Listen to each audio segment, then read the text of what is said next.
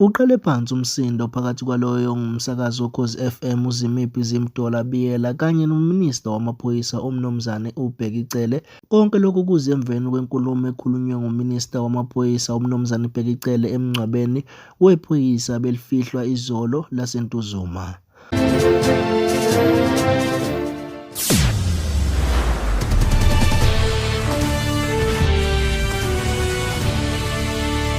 Mbuko lesilethu uKhohle TV siyakubingelela noma uyaqala ungena ku-YouTube channel yethu sicela ungcofoze subscribe ukuze sikwethulele zonke ezingenayo. Kanti sikuphathele zona zithi uqale phansi umsindo phakathi kwalo ngumsakazi woKhozi FM uZimiphi Biyela kanye noMinista Wamaphoyisa uMnumzane uBheki Cele.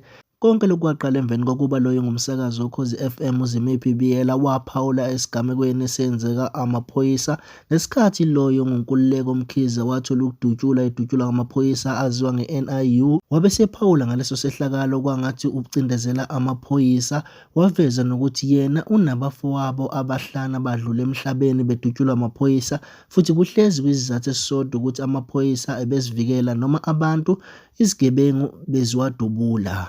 Nanga zindona siyakhuluma ngenhlanhla bathi bebadubula ngenhlanhla kwajikela iphoyisa lalikhona laba ufakazi westate lasho ukuthi bambulale kanjani bahamba bawusicingaphi isibhamu bamphathisa bathi bebadubula ngoba kuthiwa khona ukukhuluma amaphoyisa ufunda statement esibhalwe yiwona amaphoyisa kodwa akekho ufakazi osalayo asho ukuthi ngempela kuba nje ukuthi amaphoyisa seshilo sekuphelile umphakathi uzokwazi ukuthi nje babulele nje igebengu ebeyibadubula kodwa ufakazi balokho abekho la ukuze bayikhulumele ukuthi besidutshulwa kanje kwase kuba nje. Umbuzo wami uthi aphenywa nini IPD ikhona kubuya nini kuzona umsakazweni ukuthi IPD iphenyile yathola ukuthi lamaphoyisa lawa enze kanje enze kahle kubonakala cha hayibulela ngempela ke bekuzigebengu noma basukene baboshwa nini ngamacala abawenzayo bona ubugebengu obuhleliwe lokho kukhulunywa ngawo obushanelwayo mabenziwa amaphoyisa buseshwa nini kukhulunywa nini ngabo obusuke benzile yindaba igebengu njalo kufanele zidutshulwe ke zibulawe zinganikezwe ithuba lokuthi ziphendulele kwenze kanjani lokho mina ngibhlungu ngoba lolu daba lolu liyangithinta ngoba mina nginabafowethu abahlanu abaphansi emhlabathini abaphoyisa athaye badubula kodwa kunamuntu ophenyayo mesenzile nje amaphoyisa adubula kusuke sekwanele.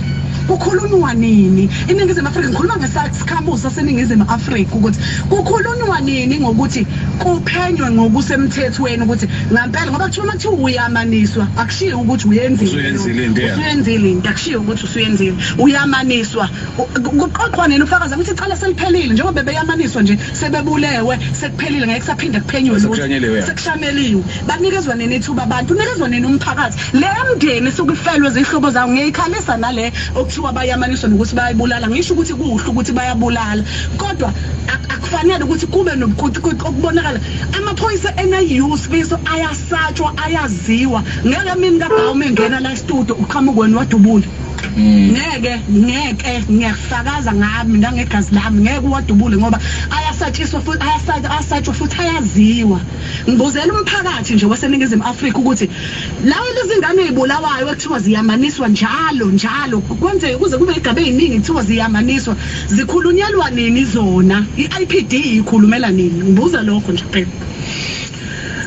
Sithemba ukuthi abantu ekumele ngabe balalele ngalesi sikhathi balalele ngempela futhi bazokwazi ukuthi basisize ngeimpendulo noma mhlawumbe bafike nabo bayikhulumele endleleni ngicabanga ngelinye ilanga izona ezizoba right ukuthi kukhulunywe udaba olufana nalo lo into esolisayo sifisa ukuthi banesizathu esisodwa njalo mabedubula abantu bababulala banesizathu esisodwa njalo bebadubula badutshululani bona njalo nje badutshula bafika abantu beyihlalele endlini bebadubula njalo abantu bebadubula ngobani asizona izingane siningizimu Afrika siyabona ukuthi instruction ikhona ekhishiwe ukuthi akubulawa abantu kugcine kufa nabantu abangenacala. Kanti izolo kusihla kubese kusabalala inkulumo esikhuleni zokuxhumana yoMinista Wamaphoyisa uMnumzane uBheki Cele eyikhulume emngcwabeni wephoyisa beliyingxenye yamaphoyisa iNIU eledlule emhlabeni endaweni yaseNtuzuma emveni kwesigameko sokudubulana phakathi kwezigebengu namaphoyisa. Wabese wakhuluma namagama angabanga mahle abhekiswe kuwe umsakazi woKhozi FM uZimiphi Biyela. Mbuko lesilethu uKhohle TV nansi ivideo sikuphathele yona. kwanentombazane nje lathi uzimdola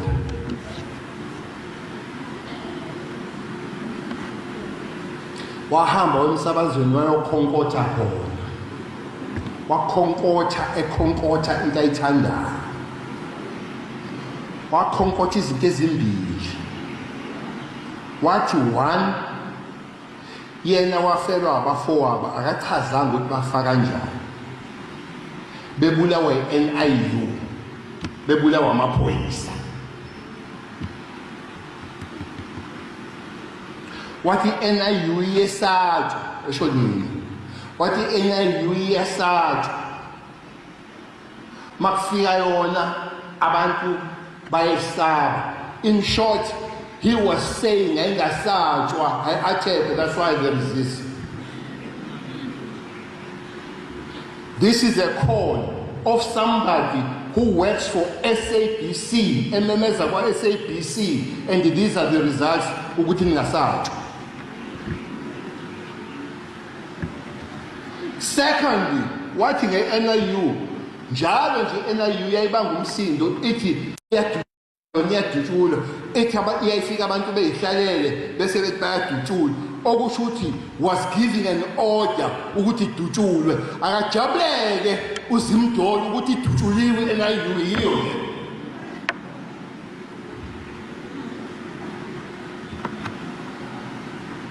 ajabula.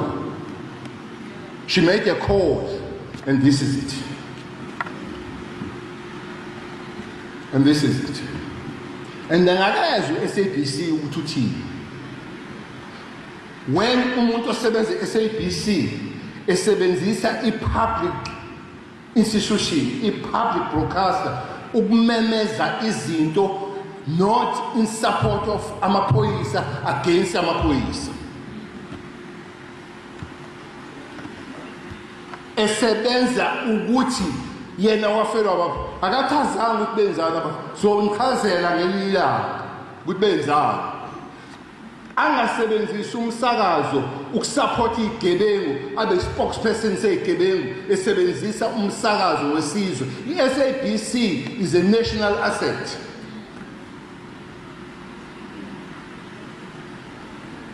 I challenge the SABC. I want to hear ukuthi bazothini ngestatement esesinemphumela